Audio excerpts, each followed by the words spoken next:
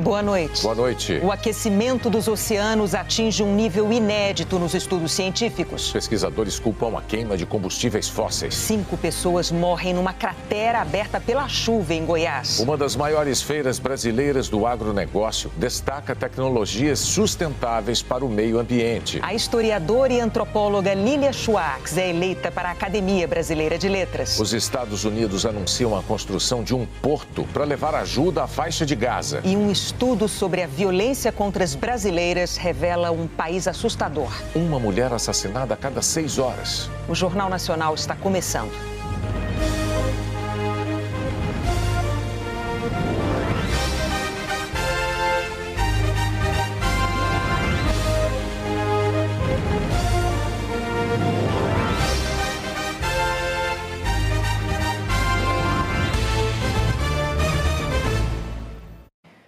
Essa edição começa com um retrato muito impressionante do Brasil.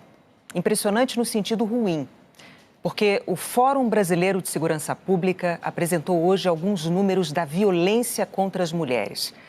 No ano passado, o país em que nós vivemos registrou, em média, um feminicídio a cada 6 horas. Feminicídio é o assassinato de uma mulher motivado ou possibilitado pelo simples fato de a vítima ser uma mulher. Em relação ao ano anterior, o percentual de mortes subiu 1,6%. Foram 1.463 mulheres assassinadas. É o maior número da série histórica, que começou em 2015, quando a lei incluiu o feminicídio no Código Penal. Na maioria das vezes, os assassinos são o companheiro ou o ex-companheiro. 18 estados apresentaram taxas de feminicídio acima da média nacional de 1,4 morte para cada 100 mil mulheres. A região com as taxas mais altas foi o Centro-Oeste. Esses números se referem apenas a 2023. Um outro levantamento mais amplo, de 2012 até 2022, feito pelo Instituto Sou da Paz com dados do SUS, mostrou o papel das armas de fogo na violência contra a mulher. Esther tinha 20 anos. Foi morta pelo ex-namorado neste beco em Belo Horizonte quando saía de casa para trabalhar. Fernanda viu quando a filha levou o primeiro tiro na cabeça e quase também morreu ao tentar impedir o crime. Eu e ele lutamos por alguns minutos, segundos ou minutos, não sei relatar direito. Foi o tempo que ele teve para poder correr atrás dela e trocar as balas do revólver, porque os tiros que ele tentou contra a minha vida mascou. Esther morreu com 3 tiros em março de 2020. A justiça condenou Thalisson Martins da Silva a 26 anos de prisão. A pintura na rua onde aconteceu o crime é uma lembrança e um pedido de justiça. Por ela e outras tantas mulheres assassinadas Brasil afora. Eu gerei, eu amamentei, eu passei as noites em claros com ela. É uma questão de indignação que eu sinto. São várias de nós mortas em todo o Brasil. Não é só a Esther, não é só a minha filha, são várias que ficam impunes. A pesquisa também aponta que em metade dos crimes houve uso de armas de fogo.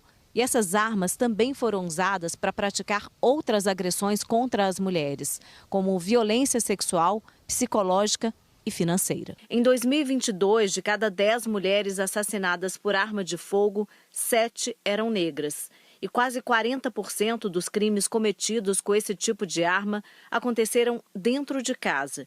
O estudo mostra ainda que em 1/4 das notificações de violência armada não letal, há suspeita de que o agressor fez uso de álcool. A gente sabe que a maior flexibilização e circulação de armas, essas armas nas residências, elas acabam contribuindo sim para a morte de mulheres. Portanto, reduzir a circulação de armas de fogo é um fator importante. O machismo, aliado a situações de violência doméstica e a arma de fogo, só aumentam a vulnerabilidade da mulher à violência doméstica. Essa brutalidade atravessou a vida de Kércia 2 vezes. Ela era criança quando presenciou o pai matar a mãe a facadas dentro de casa.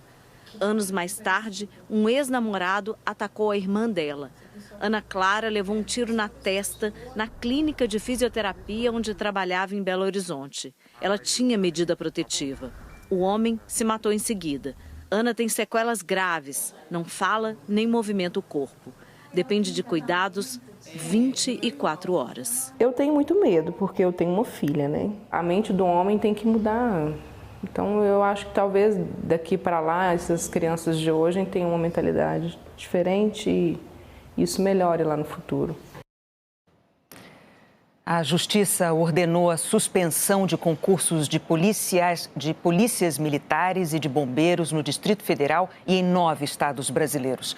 O motivo central foi a diferença na oferta de vagas para homens e para mulheres. A Débora faz cursinho para tentar uma vaga na Polícia Militar de Minas. Mas além de estudar e se preparar para o teste físico, ela tem que enfrentar uma concorrência altíssima. A PM abriu concurso para 2.901 vagas, mas só 290 para mulheres. As outras 2.611 vagas são para homens. Para a Comissão de Enfrentamento à Violência contra a Mulher da OAB em Minas, a regra é discriminatória. Os argumentos mais frequentes de que as mulheres não são capacitadas, ou que são mais fracas, ou que seriam até o sexo frágil e por isso não seriam capazes de exercer com integridade, com eficiência a função de policial militar, é apenas reflexo de uma sociedade machista, patriarcal, onde ainda se acredita que mulheres não são preparadas, não nasceram para exercer tais funções como a de um policial militar. Essas mulheres passam por rigoroso teste físico, né? Uma das fases do concurso da polícia é justamente o teste físico. A Procuradoria-Geral da República entrou com um recurso no Supremo e o concurso da PM aqui de Minas foi suspenso.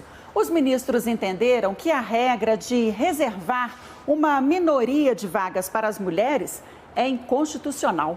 Nos últimos 3 meses, o STF também julgou inconstitucionais, pelo mesmo motivo, os editais de concursos militares do Rio de Janeiro, Distrito Federal, Goiás, Mato Grosso, Pará, Ceará, Paraíba, Piauí e Santa Catarina.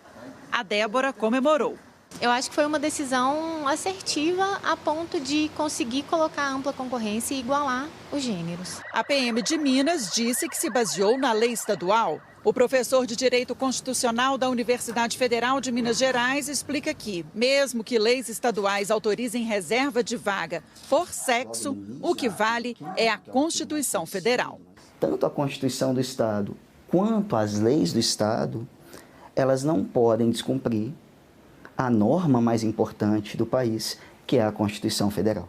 É altamente questionável a essa altura da história que necessariamente homens terão mais força física, mais vigor corpóreo do que mulheres. Mesmo as polícias militares, elas não têm de maneira alguma só tarefas de força física.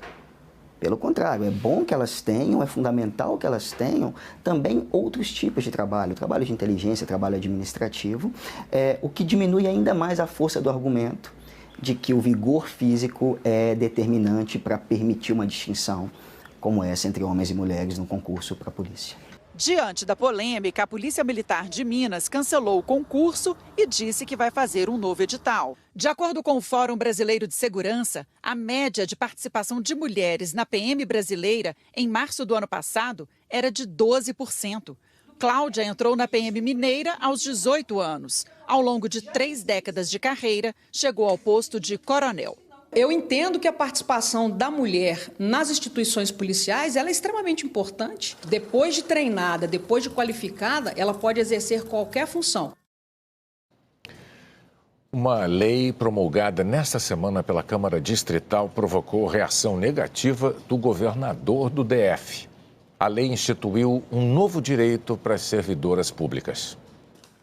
Todo mês a Leila vive uma tensão. A dor da menstruação é tão intensa que às vezes ela não consegue trabalhar. Quando vai chegando essa época do período menstrual, a gente sabe que o nosso desempenho já não vai ser o mesmo nas atividades que a gente está acostumada a fazer. Eu não fico no meu estado normal, é muita dor de cólica, dor na lombar, muscular, dor de cabeça é o que mais me incomoda. A lei aprovada no Distrito Federal considera que cerca de 15% das mulheres que menstruam enfrentam sintomas graves com dores fortes. E que prevê o afastamento de servidoras do governo do Distrito Federal com atestado ou laudo médico por 3 dias consecutivos por mês, sem desconto no salário.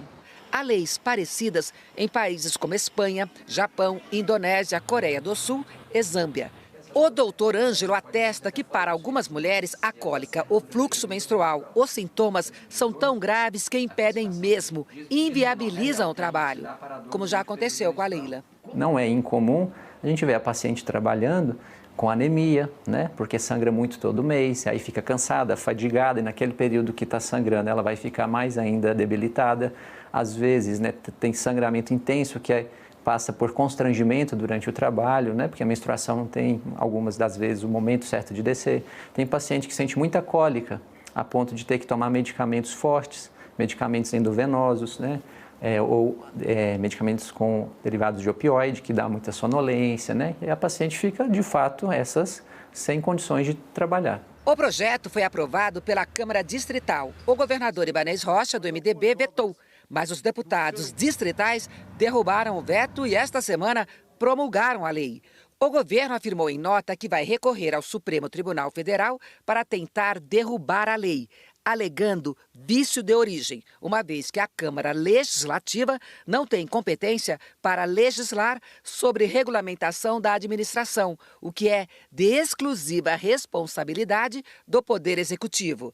A professora Catarina é especialista em direito constitucional e disse que cabe ao governo do Distrito Federal torná-la viável. Ela é essencial, né? Nós estamos falando de uma questão séria para as pessoas que menstruam.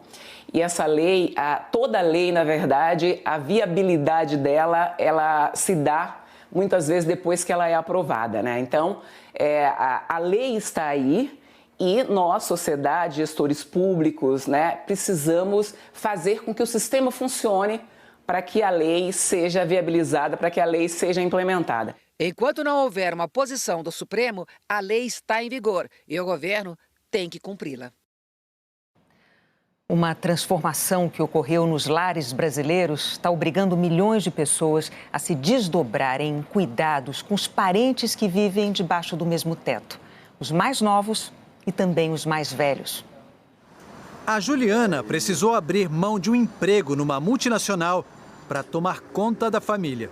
Essas são as fotos de recém-nascido do Gabriel, que hoje já está com 5 aninhos, e tem o Benjamin, que está com 2 anos e 8 meses. Eu chamo aqui em casa tumultinho e confusão. Ela também cuida dos sogros. Seu Biratã tem glaucoma e uma cardiopatia severa. Dona Maria Cristina é diabética, hipertensa e sofre de uma doença autoimune. Tem que comprar os remédios, ver o que está faltando, administrar tudo isso, acompanhar nas consultas. A gente saber como é que está o relatório, a evolução, então marcar os exames também, acaba ficando tudo centralizado na secretária da família, que sou eu. Em cada canto da casa tem uma tarefa diferente. Roupa que não acaba e não pode perder a hora de pegar os filhos na creche. O meu dia é cronometrado. Eu acordo às 4h20 da manhã para conseguir tirar um tempo para mim, fazer uma atividade física às 5 e depois eu já levanto as crianças, cuido do café da manhã, cuido da casa, atendo alguma necessidade deles ao longo do dia. A Juliana faz parte da chamada geração sanduíche. Mulheres e homens que abraçam o desafio de tomar conta dos pais e ainda criar os filhos na mesma casa. Funções que sobrecarregam a vida, porque é preciso arrumar tempo e espaço no orçamento para dar conta do recado. Estudo da Fundação Getúlio Vargas revela que a necessidade de ter várias gerações dividindo o mesmo teto vem crescendo no Brasil. A pesquisadora Janaína Feijó diz que a permanência de filhos adultos na casa dos pais e o aumento da expectativa de vida da população ajudam a explicar o fenômeno. Devido ao Brasil ser um país em que a renda média é muito baixa e o custo de vida tem aumentado ao longo do tempo, tem sido cada vez mais difícil idosos conseguirem sustentar o seu próprio lar. A pesquisa diz que o peso de lidar com a situação recai principalmente sobre os ombros delas. Devido a toda essa nossa rotina sobrecarregada, eu fiquei hipertensa há 2 anos atrás, então eu preciso cuidar também de mim, até porque eu sou o suporte. Eu cuido de muita coisa. A quantidade de mulheres nessa situação aumentou 27% em 11 anos no Brasil. A de homens cresceu 17%. Nós precisamos avançar na divisão das responsabilidades do lar. As gerações atuais, elas já estão mais conscientes de que os afazeres domésticos, eles não devem recair só sobre a figura feminina, né? Mas isso demora tempo. Com tanto para fazer, 33% dessas mulheres acabam ficando fora do mercado de trabalho. Uma proporção quase 6 vezes maior do que a registrada entre os homens. E quando elas têm um trabalho remunerado, muitas vezes é na informalidade. Tive que me reinventar numa nova profissão, né, que é a minha profissão atual como corretora de imóveis, onde eu consigo flexibilizar o momento de ter que sair. É o que a gente precisa fazer, é o que precisa ser feito. Em janeiro, as contas da União, dos estados, dos municípios e das estatais registraram um superávit de 102 bilhões de reais. A arrecadação de impostos do governo federal bateu um recorde.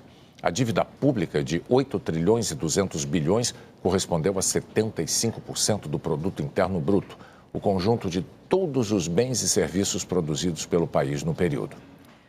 A seguir, a preocupação com o meio ambiente numa das maiores feiras de agronegócio do Brasil. O aquecimento dos oceanos atinge um nível inédito nos estudos científicos.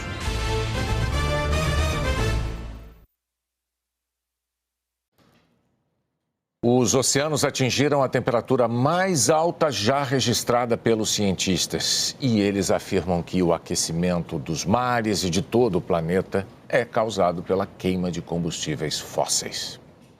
Fevereiro de 2024 marcou o 9º mês consecutivo de recorde de calor na Terra. Foi o fevereiro mais quente já visto na história. Cientistas do Observatório Europeu para Mudanças Climáticas fizeram esse anúncio considerando a temperatura média do ar em todo o planeta, 13,54 graus Celsius, quase 2 graus acima da média pré-industrial. O observatório também verificou recorde nos oceanos. A temperatura média global da superfície do mar atingiu 21,06 graus Celsius. O diretor do Observatório da União Europeia, Carlo Bontempo, disse que isso representa impactos diretos no ecossistema marinho, na pesca, em tudo que está relacionado à vida nos oceanos. No início da semana, cientistas alertaram para uma das consequências de todo esse calor. O mundo está prestes a passar pelo 4º branqueamento em massa dos recifes de coral no hemisfério sul, que pode ser o pior da história do planeta. Nesse processo, os corais ficam desbotados e mais suscetíveis a doenças, tornando todo o ecossistema mais frágil. 25% da vida marinha, de alguma forma, depende dos corais. As alterações climáticas seguem se acentuando porque continuamos emitindo gases do efeito estufa na atmosfera, explicou o diretor. Temperaturas mais altas que o normal têm sido uma realidade em várias partes do mundo, mas o que está acontecendo aqui na Europa chama atenção. O atual inverno europeu, que está quase terminando, foi o 2º mais quente já registrado desde que esse tipo de levantamento começou a ser feito.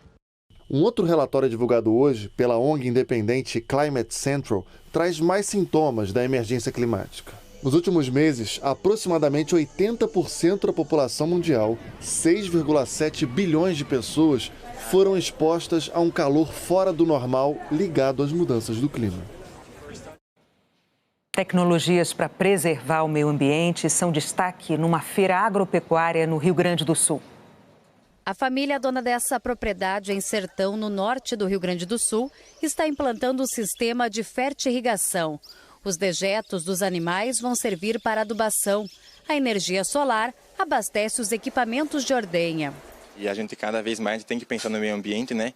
Que hoje até o clima está ficando cada vez mais desafiador. Essa outra empresa utiliza fungos, bactérias e vírus em 70 itens biológicos, como fertilizantes naturais e biodefensivos, que são vendidos para 15 países, entre eles Estados Unidos e Canadá. É um produto que não é nocivo para o ser humano, não é nocivo para a natureza. É uma tendência mundial, né? Cada vez mais o mundo, né, vem aderindo mais tipo de insumo, até pela questão da saúde. Essa é a maior feira de agricultura de precisão do país, ou seja, voltada para a tecnologia que permite produzir mais alimentos numa área de terra, com muito mais sustentabilidade ambiental. Representantes de 70 países estão aqui para comprar equipamentos e fechar parcerias comerciais.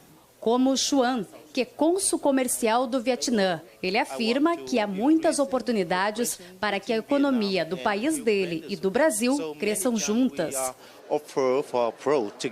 Este equipamento analisa a proteína da soja. Em apenas 3 minutos, o resultado aparece na tela do celular. Já este trator tem computador a bordo e é mais sustentável. 30 anos atrás não tinha essas coisas, tratorzinho lá pequenininho, hoje está até com uma máquina moderna, tudo. E o que o senhor acha dessa modernidade toda? Eu tenho uma parte moderna lá para trabalhar, tem. Não dá para ficar para trás. Não, tem que acompanhar, quem quer ir para frente tem que acompanhar. O Rio Grande do Sul concentra mais de 60% da indústria de máquinas e implementos agrícolas do Brasil. Por causa da seca, o Rio Grande do Sul enfrentou 2 anos de quebra na safra.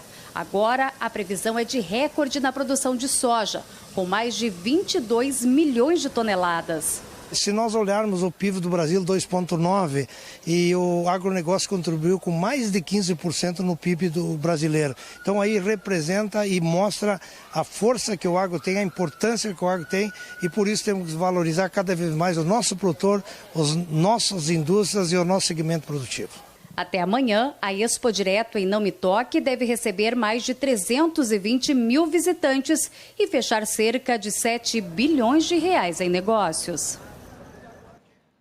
5 pessoas morreram num acidente provocado pela chuva na cidade de Iaciara, no nordeste do estado de Goiás.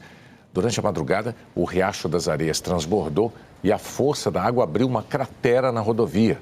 Um carro com 5 pessoas de uma família foi arrastado pela correnteza. Os bombeiros encontraram os corpos.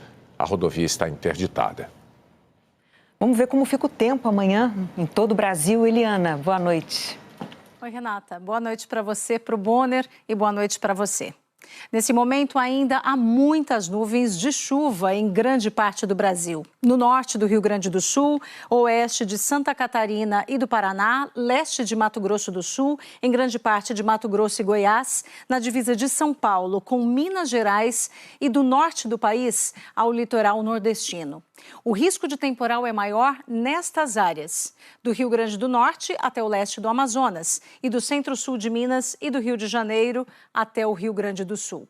As capitais que devem ficar mais chuvosas: São Luís, com 70 milímetros, Porto Alegre com 60, Fortaleza com 50 e Florianópolis com 40 milímetros. São grandes quantidades para um dia e há possibilidade de ventos intensos. Fortes pancadas de chuva podem atingir também Curitiba, com 25 graus. São Paulo e Rio, com 29 e 32. Natal, Teresina, Belém, Macapá e Manaus, com máximas de 29 a 31 graus. O tempo fica abafado também de João Pessoa a Salvador, com 33 graus. Por isso, elas também podem ter alguma chuva forte isolada. Somente o centro da Bahia e o norte de Minas tem chance de sol o dia todo. E mesmo com todas essas instabilidades, as queimadas avançam, principalmente no norte e centro-oeste, que tiveram um maior crescimento no número de focos de incêndio. Na comparação desse início de ano com o mesmo período do ano passado, o aumento foi de 218% no norte e de 118% no centro-oeste, a única região fora da rota de temporais amanhã. Em Brasília, máxima de 29 graus, em Goiânia 30, em Campo Grande 33, em Cuiabá 36 graus. E os termômetros tendem a subir mais nos próximos dias. Nossos meteorologistas analisaram vários modelos meteorológicos e chegaram a este mapa. Ele mostra os estados com potencial para uma nova onda de calor entre segunda-feira e sexta da próxima semana. Na parte laranja, as temperaturas podem ficar de 3 a 5 graus acima da média. E na cor vermelha, a tendência é esquentar mais ainda, acima de 5 graus em relação ao normal para o mês. Até amanhã, Renata Bonner. Até amanhã, Eliana. O estado de emergência para dengue em São Paulo acendeu um alerta nos bancos de sangue. No meio da tarde, o Hemocentro do Hospital das Clínicas de São Paulo, um dos maiores do país, estava assim, com pouca gente doando sangue. O Marconi vem aqui com frequência. A primeira vez que doou foi para salvar a vida de um amigo há 45 anos. Eu acho que eu tinha 18, 19 anos. Um colega sofreu um acidente de motocicleta e fui doar sangue e ficou. Para manter as geladeiras abastecidas, o ideal seria ter pelo menos 9.500 doações por mês. Mas desde o começo do ano, o Hemocentro não consegue essa quantidade mínima de doadores. Resultado, só tem 35% das bolsas necessárias para atender os pacientes. Com o avanço da dengue, hemocentros de todo o país perdem doadores em potencial, já que pessoas que foram infectadas têm que ficar um mês sem doar sangue. Para quem teve dengue hemorrágica, o prazo é ainda maior, 6 meses. Por isso, o apelo dos profissionais, para que as pessoas que estão com a saúde em dia ocupem essas cadeiras. O Alexandre doou pela primeira vez, aproveitando que acompanhava a mãe, que está internada. Estava sem fazer nada, falei, por que não, né? Então, veio a oportunidade, eu desci aqui e fiz. Você acha que é algo que você pode colocar na sua agenda e voltar a fazer isso? Posso e devo, né? Pretendo fazer mais vezes. Para quem já tomou a vacina contra a dengue, a Anvisa recomenda um intervalo de 30 dias para doar sangue. O mesmo prazo vale para quem teve relação sexual com pessoa infectada pelo Aedes aegypti. O sangue doado enche uma bolsa como esta e depois é separado de acordo com seus componentes. Por isso, a médica responsável pela triagem de doadores do HC diz que uma única doação pode salvar até 4 vidas. É o que eu sempre digo, se todos os brasileiros que têm condições físicas, condições de saúde para doassem 2 vezes por ano, puxa, isso já ia ajudar muitíssimo. A Marina já faz parte desse grupo disposto a ajudar. Doa sangue até 3 vezes por ano, estimulada pela família. Meu pai sempre foi doador, minha mãe doou por um tempo também. Às vezes eu marco até na agenda, já posso doar. Que legal. Então aí você não esquece, não tem erro. Não tem erro, mas se eu esquecer, meu pai lembra. Brasileiros que tomaram a primeira dose da vacina da dengue em clínicas privadas estão com dificuldades para completar o ciclo vacinal. A Deise tomou a primeira dose da vacina em uma clínica particular de Foz do Iguaçu, no Paraná, em novembro do ano passado. Deveria tomar a segunda dose 3 meses depois, ou seja, no começo de fevereiro, mas não conseguiu encontrar o imunizante em nenhuma clínica. Eu sinto uma preocupação, né? Até devido a esses casos de dengue, né, que a gente sabe, né? Gostaria de estar imunizada. As clínicas particulares começaram a vender a vacina contra a dengue em julho do ano passado. Em dezembro, o Ministério da Saúde anunciou a incorporação do imunizante ao Sistema Público de Saúde. E a farmacêutica Takeda, que produz a vacina Qdenga, informou que iria priorizar as entregas ao SUS. Foi aí que começaram as dificuldades. A gente percebe que a população está preocupada, tem interesse na aplicação da vacina, né? Elas acabam nos procurando e a gente não consegue estar atendendo pela falta de doses, né, por parte do fabricante. De acordo com a ABCVAC, a Associação Brasileira de Clínicas de Vacinas, pelo menos 10 mil brasileiros tomaram a primeira dose da vacina entre outubro do ano passado e janeiro deste ano. Nós temos uma indicação em bula do próprio fabricante, inclusive, que há um intervalo de 90 dias, 3 meses, entre a primeira e segunda dose, para nós termos o benefício completo da vacina. O cenário atual que nós temos hoje é pessoas que iniciaram seus esquemas vacinais em outubro e novembro, já estão com seus esquemas vacinais atrasados. A associação ainda afirma que as clínicas nunca foram orientadas pela Takeda a guardar vacinas em estoque para a segunda aplicação.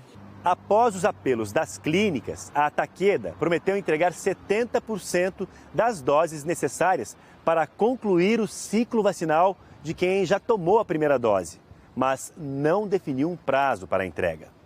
Em nota, a Takeda afirmou que o objetivo é prover o esquema vacinal completo para aquelas pessoas que já tomaram a primeira dose nas clínicas de vacinação. e que está trabalhando junto aos distribuidores para priorizar que as pessoas que tomaram a primeira dose do imunizante completem o esquema vacinal. A farmacêutica ainda afirmou que, diante do atual cenário da inclusão da quedenga no SUS e os dados alarmantes da dengue no Brasil, está concentrada em atender de forma prioritária a demanda do Ministério da Saúde. Marcos queria comprar as vacinas. Ele e a filha já tiveram dengue e estão preocupados com o aumento de casos da doença. A gente fica receoso de adquirir uma forma grave da doença e aí precisar ser internado e ter outras complicações. Então estamos ansiosos, aguardando a vacina e assim que chegar, a intenção é vacinar toda a família. O Ministério da Saúde declarou que todas as crianças de 10 a 14 anos que tomaram a primeira dose em clínicas privadas podem completar o ciclo vacinal na rede pública, respeitando, claro, o intervalo de 3 meses entre as doses. O Ministério informou que esse é o atual público-alvo da vacinação contra a dengue, porque concentra um dos maiores números de internações. A seguir, o porto planejado pelos Estados Unidos para levar ajuda à faixa de Gaza. E a operação para prender um dos maiores bicheiros do estado do Rio.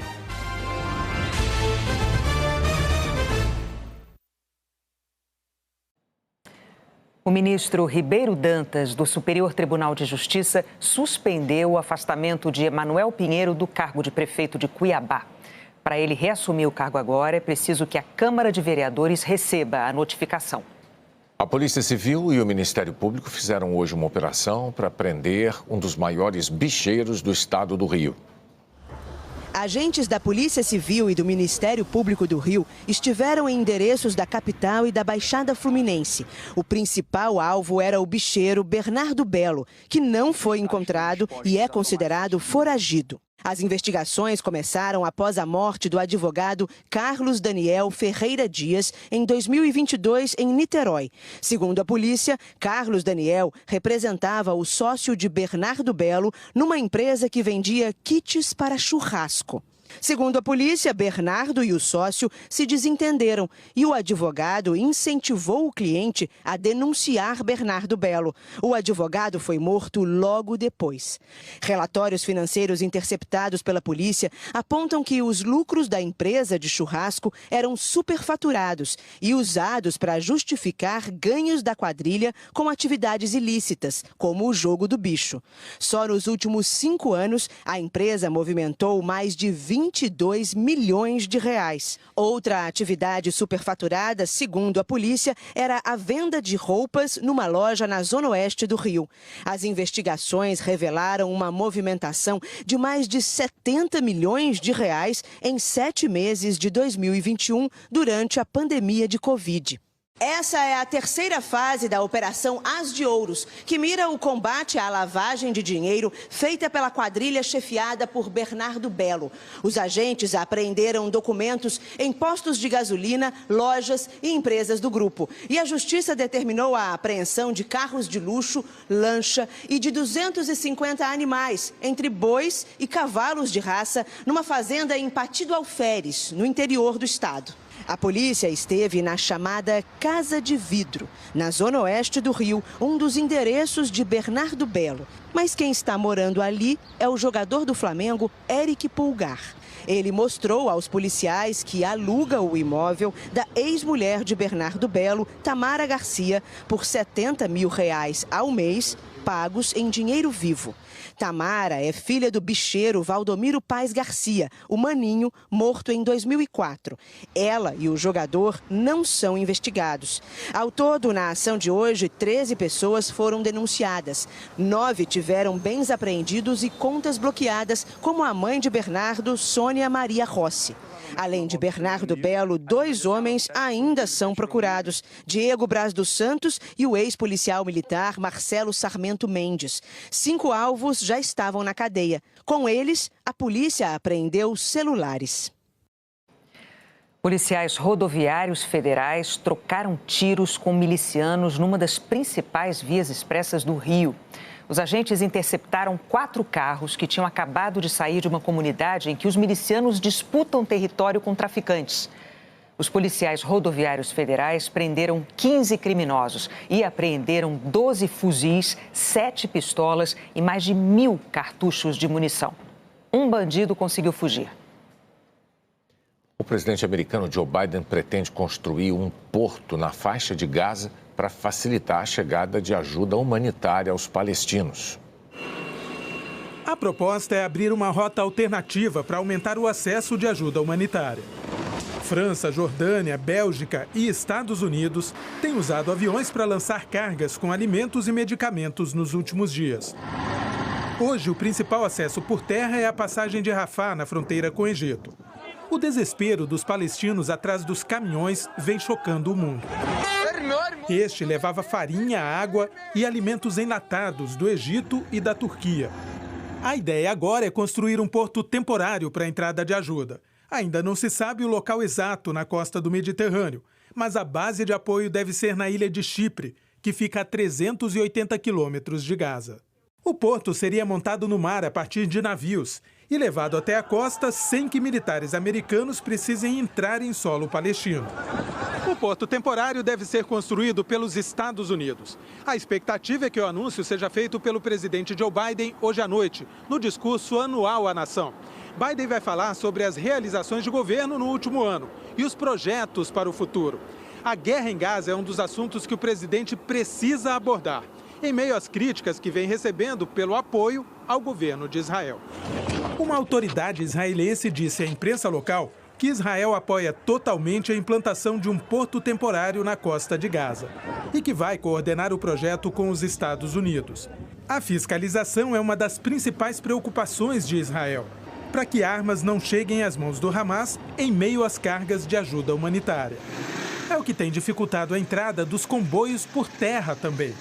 Segundo a ONU, em fevereiro, Israel só autorizou a entrada de 1/4 das missões humanitárias destinadas ao norte de Gaza.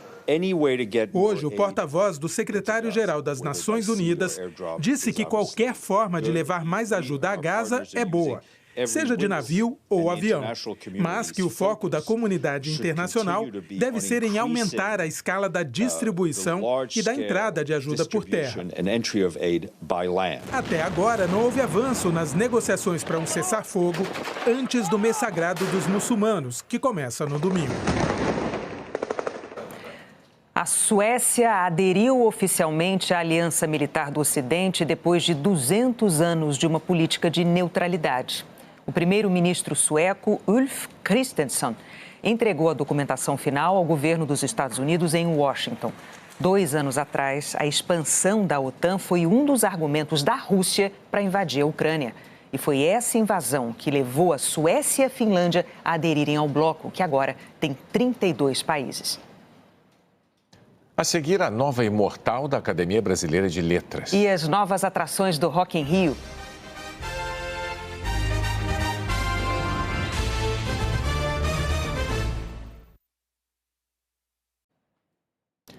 A antropóloga e historiadora Lilia Schwartz foi eleita a mais nova imortal da Academia Brasileira de Letras.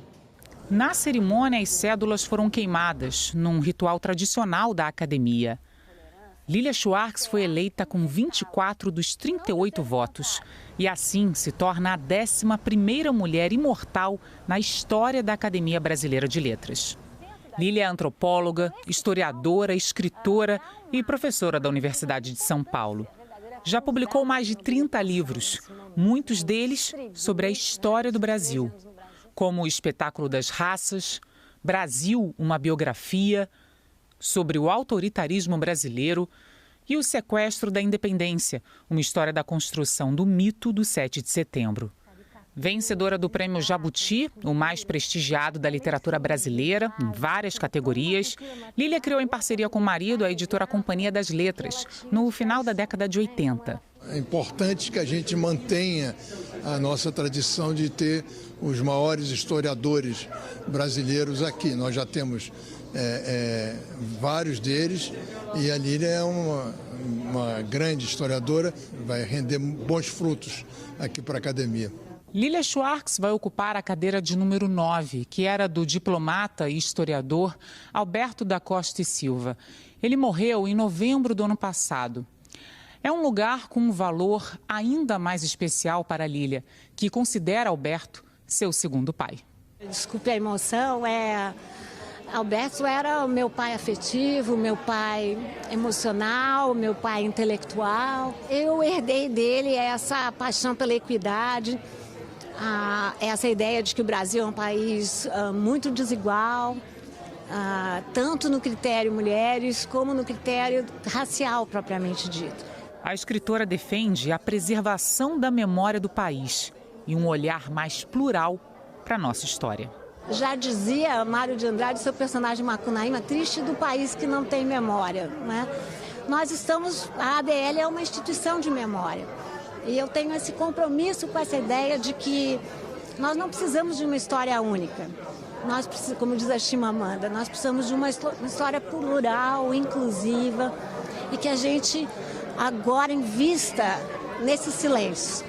Porque eu, como historiadora, sei muito bem que os historiadores muitas vezes precisam lembrar de não esquecer. Então eu espero cumprir esse papel.